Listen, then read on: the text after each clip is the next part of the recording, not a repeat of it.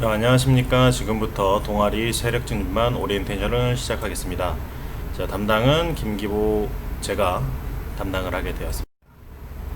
자, 동아리 진행 계획으로는 일단은 체육 시간이랑 비슷해요. 그래서 이론 수업을 간단하게 하고 운동 영상 시청을 하고 개별 연습을 가정에서 하게 됩니다. 운동 영상 같은 경우는 집에서 혼자 할 수 있는 간단한 영상을 업로드할 예정인데요. 근데 이제 지금 2학기 같은 경우에는 저희가 그 학교에 등교해서 동아리가 학교에서 한다 하면 체육관에서 활동을 할 거예요. 그때는 진짜로 몸을 사용할 수 있는 운동을 할 거고요. 그 다음에 주로 가정에서 할 수 있는 운동 같은 경우는 타바타 운동으로 주로 많이 갈 거예요. 근데 이제 2학기에 등교했을 때 계약해가지고 저희를 만난다. 그래서 야외에서 활동을 한다 했을 때는 그때는 원래는 저희가 구기반을 하고 싶었는데 농구도 하고 뭐 배드민턴 이런 종합적인 구기반을 하려고 했는데 가정에서 이제 온라인 상황에서 구기반을 어떻게 할 수가 없어서 일단은 명칭은 체력 증진반으로 했습니다. 근데 이제 동아리 2학기 때 만나게 되면 구기반, 근데 주로 아마 농구 위주로 되지 않을까 생각을 합니다. 자, 2학기 여기 나와 있는 2학기는 오프라인 수업 시에는 체육관에서 활동하니까 이때는 체육복 같은 경우는 꼭 잘 챙겨와야 되겠죠. 자, 타바타 운동은 무엇이냐라면 이지미 타바타라는 일본 박사예요. 박사인데 스케이팅 선수 경기력 향상을 위해서 만든 운동 프로그램이고요. 그래서 4분 타바타 트레이닝이 1시간의 중강도 운동보다 유산소, 무산소성 운동에 더 많이 개선이 됐다라는 스포츠 시장에 주목을 했는데 이게 1990년대에 만들어진 운동이에요. 근데 운동 방법인데 이것도 뭐 호불호가 되게 뭐 많아요. 근데 일단은 정상적인 일반적인 그 특별하게 질환 같은 게 없는 사람들한테는 이 타바타 운동 트레이닝이 이게 고강도 운동이기 때문에 도움이 되는데, 예를 들어 척추 질환이라든지 관절 같은 거 혹은 운동 방법을 제대로 숙지 못한 채로 무작정 따라한다든지 그런 사람들한테는 오히려 독이 될 수 있어요. 안 하니만 못하는 그런 상황이 될 수 있습니다. 그래서 그 타바타 운동 같은 경우는 중강도 우리가 런닝을 한다라고 얘기를 했을 때는 이게 중강도에서 운동을 하다가 런닝을 여기서 이제 멈춰버리면 여기서 운동 효과가 바로 쭉 떨어져요. 근데 이제 고강도 운동 같은 경우는 갑자기 짧은 시간 4분 동안 바짝 올라갔다가 이게 서서히 유지를 계속해요. 운동 효과가. 그래서 최대 뭐 12시간, 뭐 24시간까지 얘기도 있는데 거의 최대 12시간, 8시간에서 12시간까지 운동 효과가 지속된다고 해요. 이게 4분 운동으로. 근데 이제 그만큼 힘들어요. 런닝은 사실 한두 시간 걸리더라도 그래도 뭐 런닝이나 조깅이나 이런 거는 그만큼 그냥 편하게 움직이거나 산책하거나 노래 들으면서 뭐 생각하거나 할 수 있는데 이 4분, 5분, 뭐 많게는 10분, 30분짜리 운동도 있는데 이제 그 정도로 힘들죠. 여기 최대 산소 섭취량을 170%. 엄청난 강도, 고강도인 거죠. 그러니까 20초 운동을 하고 10초 쉬는 거예요. 예를 들어서 팔굽혀펴기를 한다 그러면 20초 동안 팔굽혀펴기를 뭐 20개. 이건 거의 개수 제한을 근데 초로 하는 거지 개수 제한 없어요. 그러니까 최대 목표로 최소 뭐 한 20개 이상을 하겠다. 20초 동안 뭐 이 생각을 해서 20개, 30개 하고 10초 동안 잠깐 쉬어주고 또 바로 20초 동안 또 다른 복부 윗몸 일으키기 하고 해서 운동을 여러 가지로 조합을 할 수가 있는데 이거는 본인이 편한 대로 조합을 해도 돼요. 윗몸 일으키기, 뭐 팔굽혀펴기, 런지, 스쿼트 이런 것들을 하겠다. 혹은 뭐 버피 테스트, 뭐 니 푸시업이라고 그래서 무릎 대고 하는 푸시업 좀 나중에 나올 거예요. 뭐 그런 거 어깨 운동 이런 것들을 나는 넣겠다. 혹은 복근 운동으로만 4-5개를 나열하겠다. 이거는 해서 본인 편한 대로 그거를 운동을 맞출 수도 있고 거기서 시간이랑 이거를 하면 돼요. 근데 최대 4분이라고 되어 있는데 꼭 4분으로 안 맞춰도 돼요. 근데 4분 이상 가면 너무 힘들어서 대부분 4분으로 끝내기는 하는데 조금 저강도 운동으로 뭐 한 10분, 20분, 30분 뭐 이렇게 해도 상관은 없습니다. 그래서 고강도 운동을 하면 운동이 끝난 후에도 칼로리 소모가 한동안 지속되어 급격하게 움직였던 세포가 몸을 안정화시키기 위해서 지방을 태워서 대사를 높인다라고 되는데, 타바타 운동은 저희가 할 때 고강도 운동이라고 그랬잖아요. 네, 그러다 보니까 이걸 하고 났을 때 바로 하고 났을 때는 근육통이 되게 심하게 올 수 있어요. 여러분들도 흔히 운동 가볍게 하거나 갑자기 운동을 하면 갑자기 근육통이 와가지고 막 그 다음날 너무 통증이 너무 심한다든지 뭐 배 근육통이 생겨서 일어날 때 너무 힘들다든지 이제 그런 상황이 생길 수 있는데, 일단 이 이지미 타바타, 우리가 타바타 운동 흔히 많이 했지만 이 박사 이지미 타바타 이분의 성함이라는 거, 그래서 일본 분이 만들었다는 거, 요 정도는 좀 알고 있으면 좋죠. 그래서 뭐 기본 그냥 어디 가서 타바타 운동 얘기 많이 들어봤는데 타바타가 뭔가 했는데 일본 박사구나 뭐 이 정도 알아놔도, 그리고 스케이팅을 고안하기 위해서 만들어졌구나 라는 정도만 알아도 어디 가서 그냥 상식같이 아는 척하기 좋죠. 그래서 지연성 근육통, 우리가 주로 아까 전에 얘기했지만 느끼는 게 지연성 근육통이에요. 운동 직후에 아무런 문제 없다가 뒤늦게 근육 통증이 느껴지고 불편감이 나타나는 것을 지연통 또는 지연 발생 근육통이라고 부른다.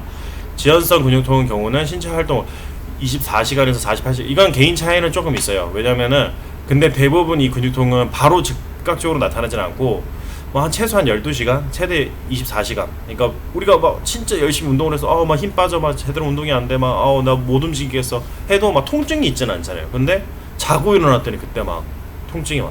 근데 이거는 이제 근육의 금선유들이 운동을 하게 되면 제가 안 쓰던 근육을 사용하면서 그 상처를 입는 거예요. 상처를 입고 그 다음에 그걸 염증 반응이 이렇게 하면서 그거를 다시 회복을 하는 거예요.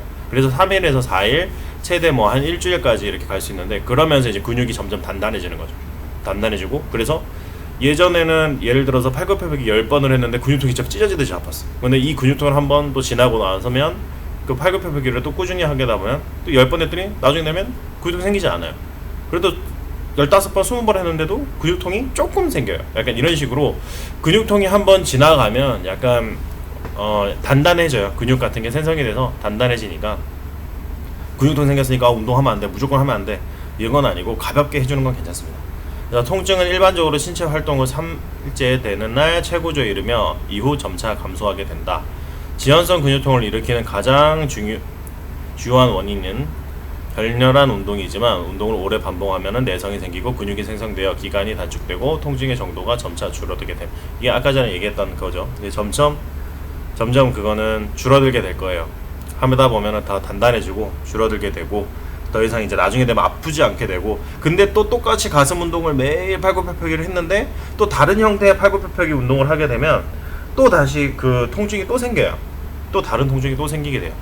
그래서 이거는 쓰는 부위에 단련되는 건데, 그래서 운동을 똑같은 가슴 운동을 하더라도 다양한 방법으로 해주는 게 그래서예요. 왜냐면 한 가지 운동만 하면 또 그 부위, 사용되는 그 부위로만 통증이 생기고, 근데 또 갑자기 또 다르게 다양한 방법으로 하게 되면 이 방법 생겼다가 저 방법이 생겼다가 하면 좀 다양하게집니다. 대표적으로 증상으로는 아픈 부위가 붓거나 환부가 민감해서 아파요.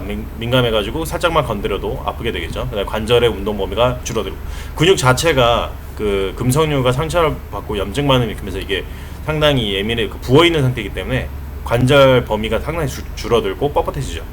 그리고 힘이 잘 안 들어가는 것 같고. 그래서 이게 이럴 경우에는 또 너무 고강도 운동하는 것보다 근육통이 생겼다 그러면 그 다음 날에는 이거 좀 줄어줄 때까지는 가볍게 운동을 해주는 게 좋아요. 무조건 마냥 쉬는 거는 물론 경우에 따라서 다르겠지만 마냥 쉬어주는 것보다는 조금.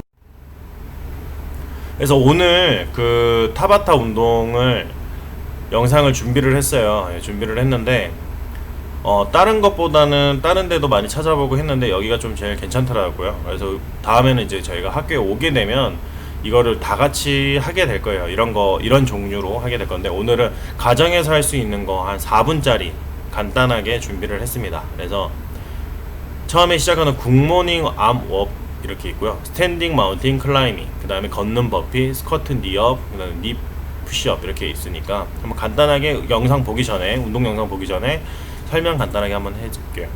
굿모닝 암업은 엄지손가락, 우리 그 어깨 운동 한번 했던 거 기억나실 거예요. 엎드려가지고 어깨 팔 이렇게 옆으로 좌우로 들면서 했던 어깨 운동을 우리 수행평가로도 한번 했었는데 기억 못 하실 수도 있지만, 엄지손가락을 위로 해준 다음에 가슴을 열어주고 눈다는 생각으로 최대한 팔을 뒤로 벌려준다. 엉덩이 등 팔순으로 굿모닝 암업 자세를 해준 다음 엉덩이에 뒷허벅지 자극을 느낄 수 있다. 상체를 숙이면서 팔을 그 엄지손가락을 어깨 뒤로 넘겨준다라고 생각하면 되는데, 이때 엉덩이 뒤쪽이 이렇게 해서 무릎이 너무 굽혀지지 않고 적당히 펴진 상태에서 내려가서 약간 엉덩이 등 여기도 그 자극이 올 수 있도록 이걸 해주는 거예요. 이것도 40초. 이 영상은 40초 카운트더라고요. 40초 하고 20초 쉬고 40초 하고 20초 쉬고 했던 것 같은데, 그러니까 영상을 너무 많이 봐가지고 뭐가 보였는지 기억이 안 나지만, 그래도 이 영상이 그래도 조금 근육 부위라든가 이게 나와서 좀 괜찮은 것 같아요. 그다음 스탠딩 마운틴 클라이밍 이렇게 있는데, 이거는 다리를 높게 올려주며 손을 밑으로 내린다. 복부에 힘을 준 상태에서 호흡을 짧게 해준 상태에서 쉬지 않고 반복을 한다. 이런데 제자리에 약간 그 걷는 느낌, 그러면서 무릎을 가슴으로 당겨주면서 손은 내려주고, 손은 가슴, 그래서 오른발 왼발 오른발 왼발, 이거 40초 동안 해주는 건데, 이거 진짜 영상을 할 때 여러분들이 저희가 수행평가 영상을 제출하라고 했을 때도 있지만, 운동 영상 같이 하는데 몸에 힘을 빼고 그냥 하면 운동 효과도 없고 오히려 관절이랑 인대 이런 데에서 상당히 부상을 많이 당하니까 몸에 힘 딱 주고 바른 자세로 하는 게 되게 중요합니다.